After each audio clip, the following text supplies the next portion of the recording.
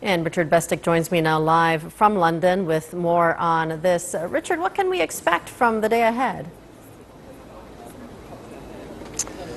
Well, I think we're looking forward, Rachel, to a very swift turnaround, a swift changing of the guard here with the outgoing David Cameron handing quickly over to the incoming Theresa May. David Cameron has one last duty as Prime Minister before he heads off to Buckingham Palace to submit his formal resignation, and that is taking his last Prime Minister's question time, at the end of which don't be surprised if you don't see a round of applause for the outgoing Prime Minister, who's been in the post here at number 10 Downing Street for the last 6 years.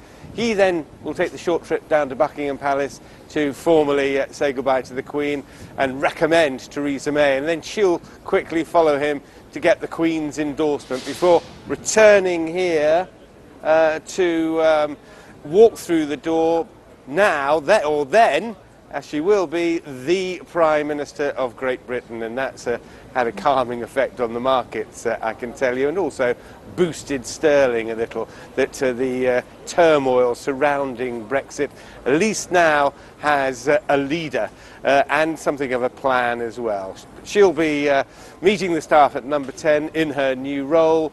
She'll then probably come out on the steps of number 10, outline for us her plans ahead. Remember, we were anticipating seeing something of her proposals for being Prime Minister outlined over the summer months during an election process, but the last surviving Brexiteer, those campaigning to leave Europe, dropped out of the race, and she quickly became the only candidate standing.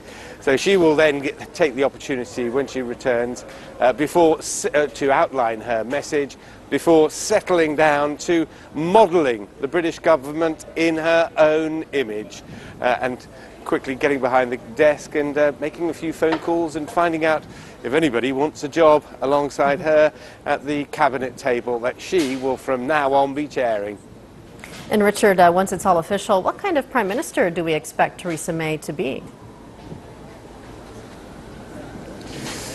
Well, because we didn't get that election campaign, it's all a bit of a mystery. We know she's a tough negotiator. One former cabinet minister who shared the table during her 6 years at the Home Office described her as bloody difficult.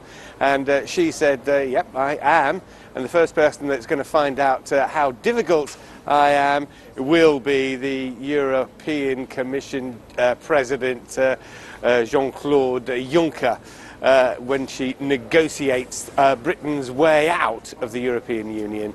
And on that, there are plans afoot already for Britain's exit. There is the beginnings of a plan in place, if you like, and the new Prime Minister, Theresa May, will be forming a full governmental department to handle those tricky negotiations, which could go on for years, and the person in charge of those negotiations will have cabinet rank. They will be sitting around the cabinet table. One other thing, she is a woman, and she has got a reputation, apart from being resolute and a tough negotiator, for bringing women on in politics. And we can see, after we get this reshuffle, this remodelling of the cabinet, we'll probably see a lot more women around the cabinet table and in number 10 there for the British government. So a big step up for women, Rachel. All right, looking forward to learning more about her then.